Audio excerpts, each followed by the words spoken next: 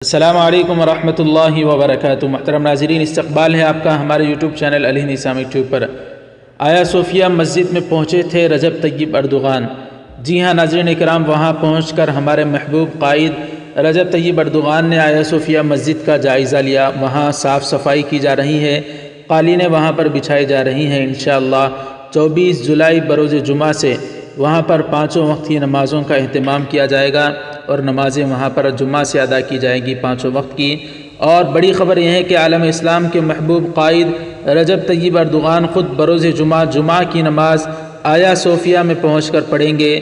جی ہاں ناظرین اکرام، بڑے ہی حسین و مناظر ہوں گے جب رجب طیب اردوغان وہاں پر نماز جمعہ کی ادائیگی کے لیے پہنچیں گے۔ انشاءاللہ اس کے متعلق بھی ہم ایک ویڈیو آپ حضرات کی خدمت میں رکھیں گے۔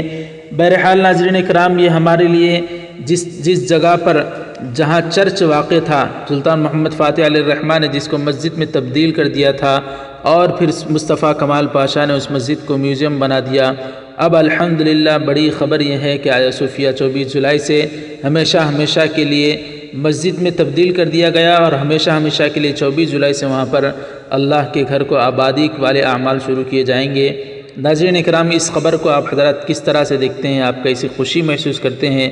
کمنٹ کر کے بتائیں۔ رجب طیب اردوغان کے لیے، ان کی صحت کے لیے، عافیت کے لیے دعا بھی کریں۔ کمنٹ باکس میں بھی ان کے لیے دعائی جملہ ضرور لکھیں۔ رجب طیب اردوغان سے آپ محبت کرتے ہیں، ان کو چاہتے ہیں تو اس ویڈیو کو لائک کر کے زیادہ سے زیادہ شیئر کریں۔ انشاءاللہ جمعہ کے دن کی نماز والی ویڈیو بھی ہم آپ حضرات کی خدمت میں رکھیں گے۔